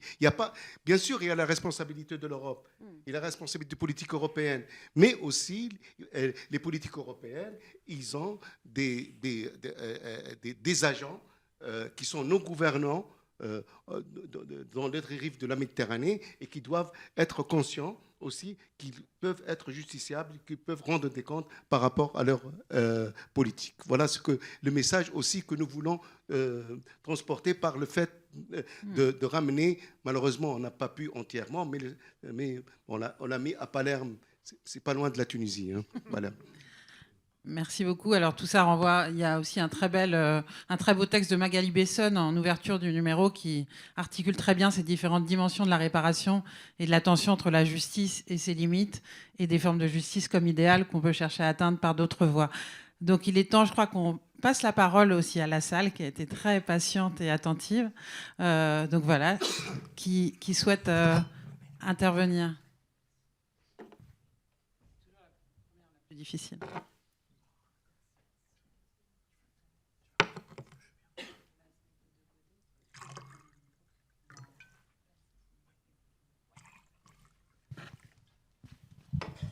Juste pour dire l'importance de ces tribunaux, le temps que la question soit prise, je rappelle que les organisatrices ont pensé donner à entendre un des témoignages du tribunal. Et le format court de l'extrait ne permettait pas de le faire. Et donc ça montre que l'importance de reconstituer l'arène judiciaire permet d'avoir des témoignages qui permettent de les donner dans toute leur densité, dans toute leur humanité, dans toute leur cruauté, et que c'est bien la forme de reconnaissance et de première réparation dont tu parlais, Mouhyeddine.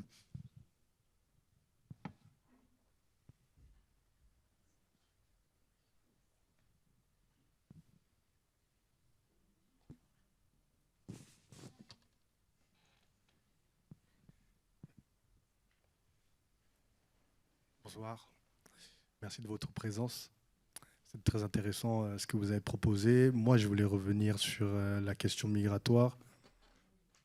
J'y connais pas grand-chose, mais souvent on parle de la responsabilité des États occidentaux et puis les États du Maghreb. Quelle est la responsabilité, comme vous traitez, vous semblez connaître un peu la question, des États d'origine, des personnes qui migrent, et aussi des autres pays africains, parce qu'il y a d'autres pays, je pense qu'il y a d'autres pays qui sont voisins, voilà, qui peuvent aussi peut-être accueillir, je ne sais pas dans quelles conditions, mais voilà, quelle est la responsabilité en fait des États africains et des gouvernements dans ces questions migratoires, ces personnes qui meurent en Méditerranée toutes les ans, c'est... Voilà. Il y a toute une littérature formidable sur cette question, notamment Aimé Césaire, Frantz Fanon, qui rappelle à longueur d'écrit que le fait de pointer la très lourde responsabilité des pays colonisateurs dans la situation de soumission, de suggestion, de pauvreté dans laquelle se trouvent les anciens pays colonisés, ne doit pas être manipulé par les Africains pour organiser leur propre irresponsabilité. C'est vraiment un point extrêmement important, et Dieu sait s'il y a des dirigeants africains qui, avec une démagogie infâme et abjecte, manipulent l'évidente responsabilité des pays colonisateurs pour s'essuyer les mains sur leur peuple et parfois au prix du sang. Donc oui, il y a une responsabilité des pays à part entière, autonome, mais qu'on ne peut pas non plus dégager et déconnecter de la responsabilité de ceux qui continuent à imposer un échange inégal, de ceux qui continuent à imposer un rapport de soumission. C'est la responsabilité aussi des sociétés civiles, des ONG, quand je vais en Afrique, je le rappelle, de prendre leurs responsabilités et de ne pas démissionner face parfois à des murs, des impasses qui se prennent avec une fréquence terrible. Mais pour les nouvelles générations en Afrique, d'activistes et des droits humains et de la société civile, ça demande parfois beaucoup de courage de s'exprimer dans le champ public africain et de s'adresser aux dirigeants en disant « Vous avez raison de pointer la responsabilité du Nord, mais on a aussi une responsabilité. »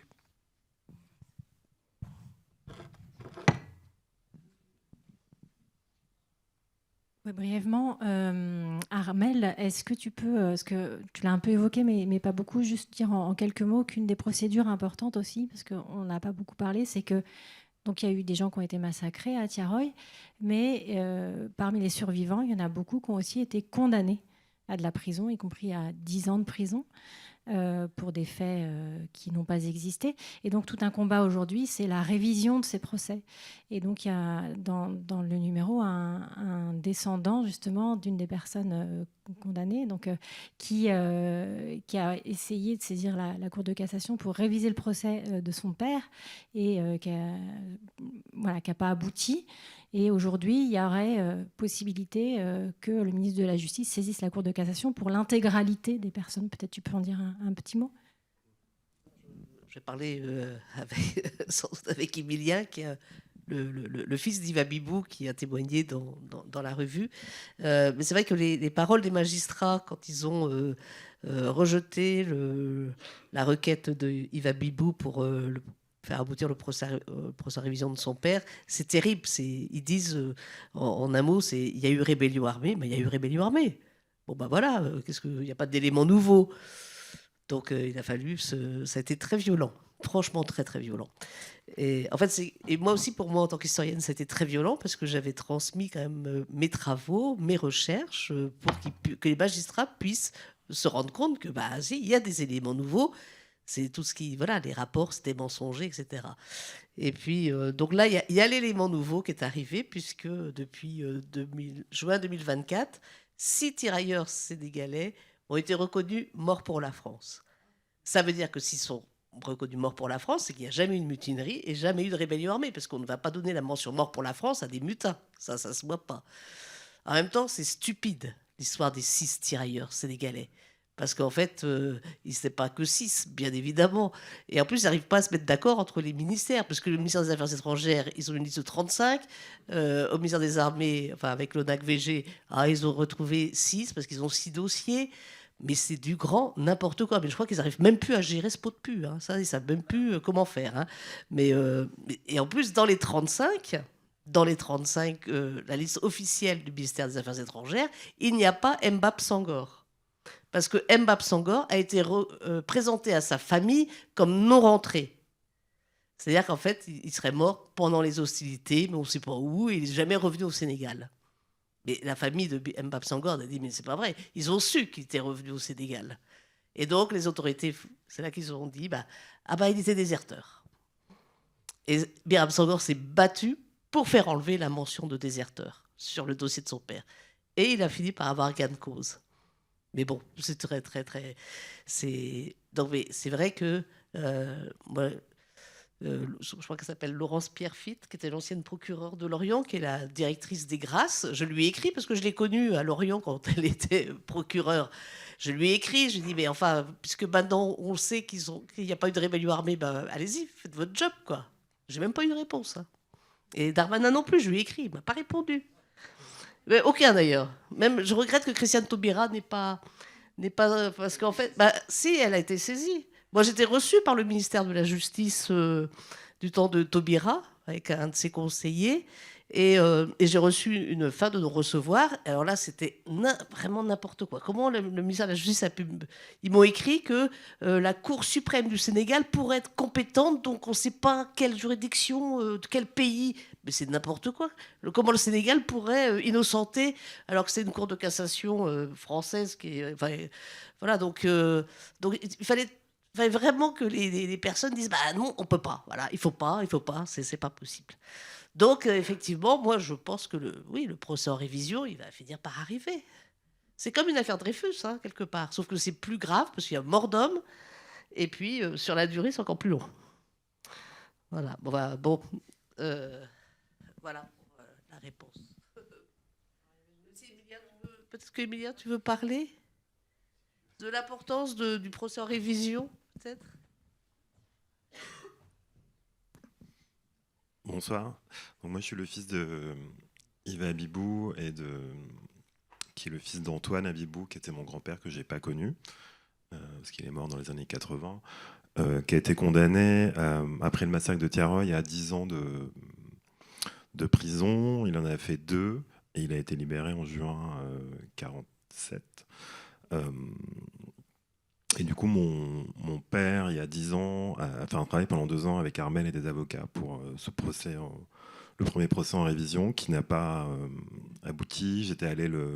J'essaye de faire un travail documentaire sur Tiaroy, et j'étais parti le filmer au tribunal, mais évidemment, j'ai pas pu rentrer dans la pièce, donc je l'ai filmé avant et après la séance où il y a eu le refus.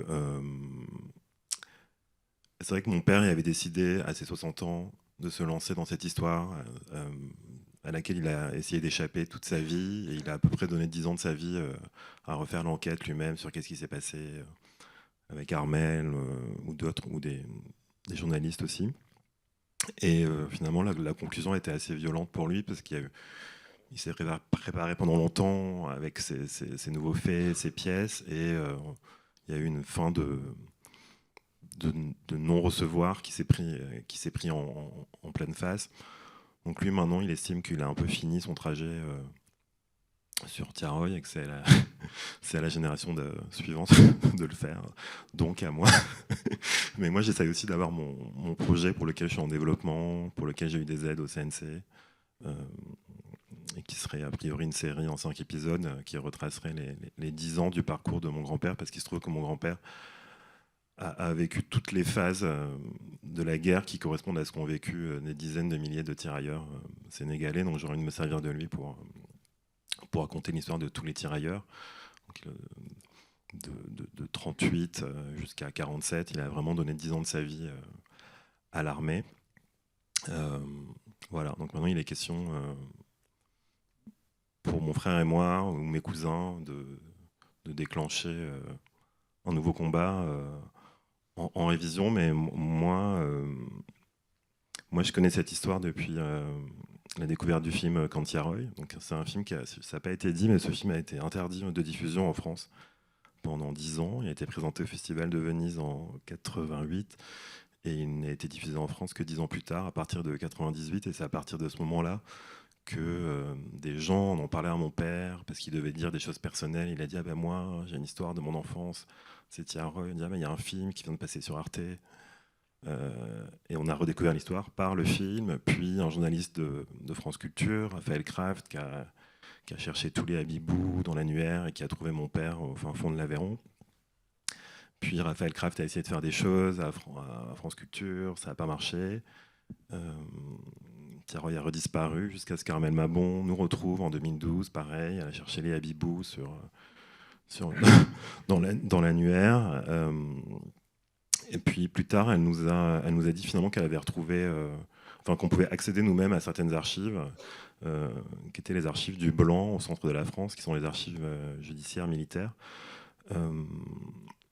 où mon père a été.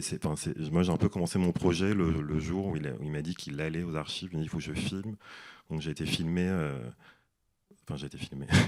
J'ai été filmé ce voyage. J'ai pas pu filmer à l'intérieur, mais j'ai enregistré ce moment où il redécouvre les interrogatoires de mon grand-père, parce que tous les tirailleurs ont été interrogés pendant 1 mois, et donc il y a 4 interrogatoires de mon grand-père parmi tous les autres, où il raconte toute sa vie de 38 jusqu'à l'arrestation. Moi, je me sers de ça pour mon futur projet, mais du coup, il y a quand même énormément de sources dont on n'aurait pas eu accès s'il n'y avait pas eu des journalistes, des historiens. On pensait que c'était enterré et loin, qu'il n'y avait rien, en fait. Mais depuis qu'on suit le travail d'Armel et qu'on voit les sources, c'est absolument hallucinant tout ce qu'il y a, en fait, et tout ce qui est accessible à tout le monde. Mais ma conclusion, c'était que depuis 20 ans, en fait, juste la recherche de la vérité historique était satisfaisante. Pour moi, le côté justice, je refusais complètement d'y penser, en fait. Mon père s'était mis dedans, je ne comprenais pas vraiment. Déjà, l'accès à tout ce qu'on a eu, à toute l'histoire perdue du trajet de notre grand-père était déjà assez énorme, et comme un privilège de pouvoir retrouver, nous, par ce travail d'histoire et journalisme, cette partie-là. La justice, qui peut prendre 10 ans, 20 ans, 30 ans, c'est pas la même considération psychologique d'y faire face et de se lancer. C'est pas du tout la même temporalité, j'ai l'impression. Mais je pense que je suis prêt à lancer quelque chose sur le long terme.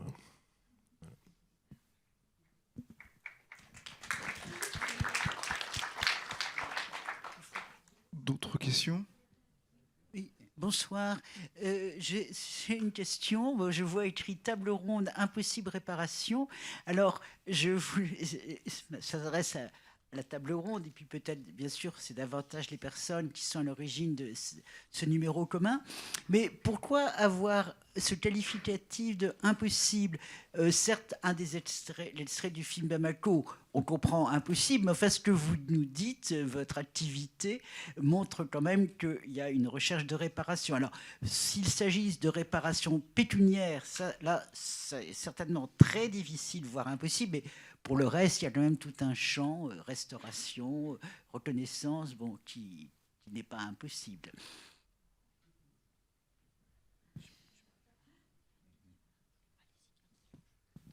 Oui, alors les instigatrices, elles sont là-haut, mais je crois que l'idée, c'était quand même, c'est des horizons qu'on cherche à atteindre.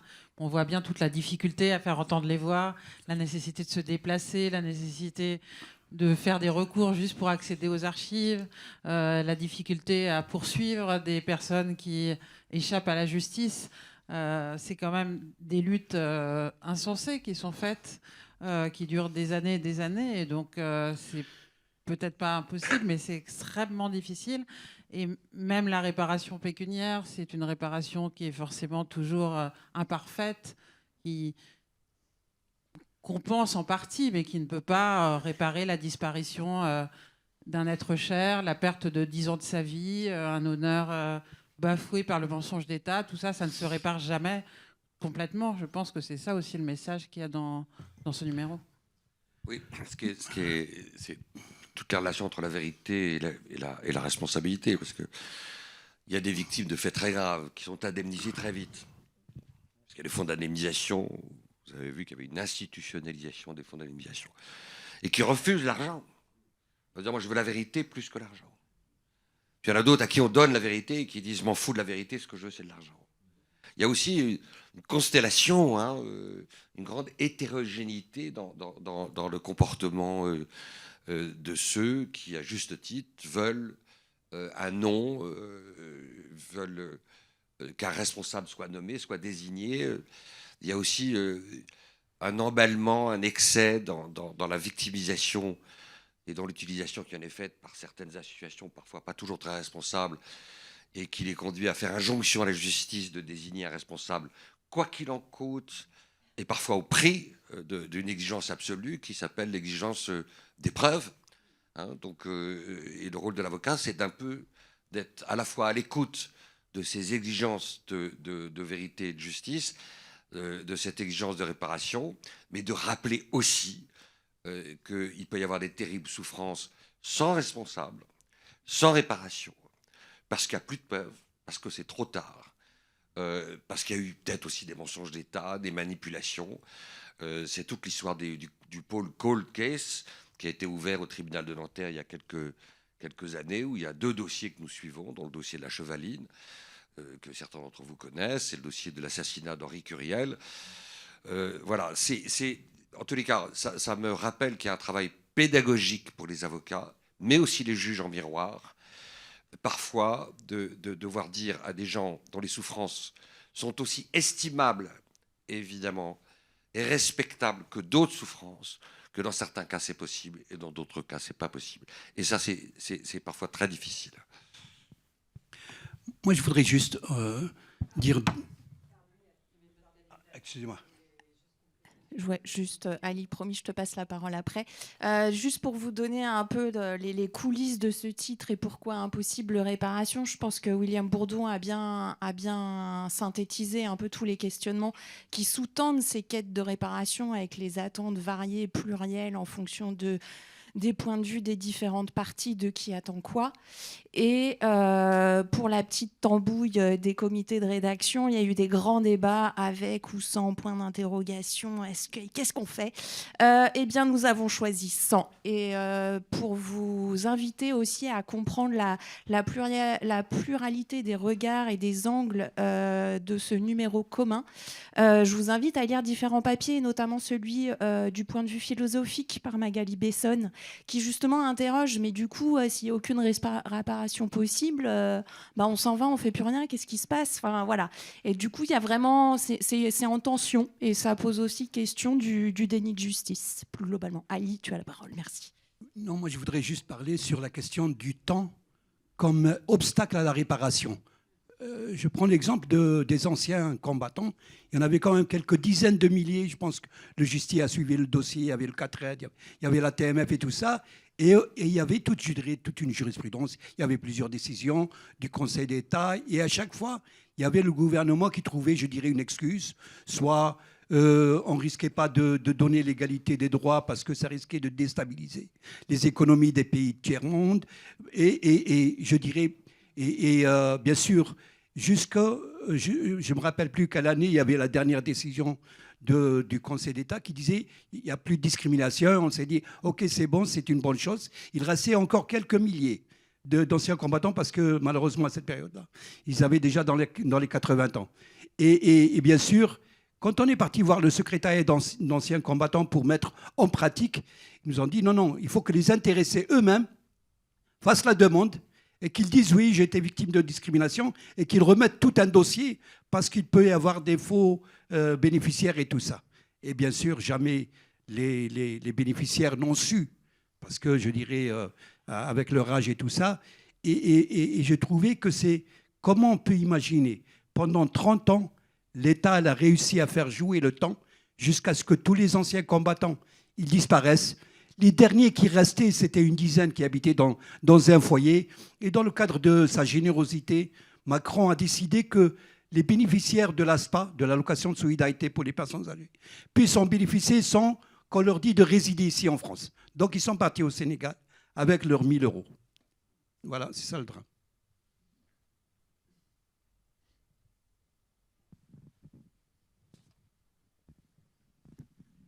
Oui, je voulais confirmer ce que disait Maître Bourdon sur Armel Mabon, que j'ai rencontré il y a une douzaine d'années quand s'est retrouvé pour le collectif Secret Défense. J'ai découvert l'affaire des tirailleurs sénégalais que je connaissais de loin. Et quand je vois le travail qu'elle a réussi à faire, je me dis c'est dingue. Et ça, moi, je suis dans ce collectif par l'affaire Borel, le magistrat assassiné à Djibouti en 1995. Et qui assassinat déguisé en suicide pendant une vingtaine d'années, avant que l'État commence à reconnaître que... Ce qui n'a pas empêché l'État de détruire des scellés, ce qui est quand même aussi un truc un peu dingue. Et moi, ce que je voulais dire, c'est qu'à l'État de droit, c'est aux citoyens d'être vigilant, parce qu'un État de droit, c'est pas un État qui a tous les droits, c'est un État qui garantit nos droits. Et là, si nous, citoyens, moi je suis un simple citoyen qui me suis intéressé à l'affaire Borel uniquement parce que j'habitais Lisieux où il avait été procureur de la République, on a créé un comité de soutien, on essaie de soutenir Mme Borel dans son combat qui est loin d'être terminé, comme Tiaroy, le mensonge d'État est à toutes les étapes. Donc je crois que c'est cette vigilance citoyenne de chacun qu'il est important de penser que l'État de droit, il ne tombe pas du ciel, hein, il vient de ce que nous, citoyens, sommes capables de faire pour le défendre. Je crois qu'on vous laissera les mots de conclusion, parce que ça fait partie justement des actions et du programme commun, on pourrait dire, du GISTI et du syndicat de la magistrature. Donc on va juste remercier les organisatrices et les comités de rédaction respectifs de la revue Plein Droit et de la revue Délibéré, que vous pourrez retrouver à la sortie. On va remercier le Forum des images qui nous a permis d'avoir ces conditions excellente et de nous insérer dans un programme plus large avec laquelle on raisonne. Et je vous invite à voir le programme des jours suivants, parce qu'il y aura plein d'autres choses. Et voilà, la lutte pour l'état de droit continue, comme vous l'avez dit. Merci aux 3 intervenants aussi, bien sûr, Mouhidine Cherbine, Armel Mabon et William Bourdon. Merci 1000 fois à vous.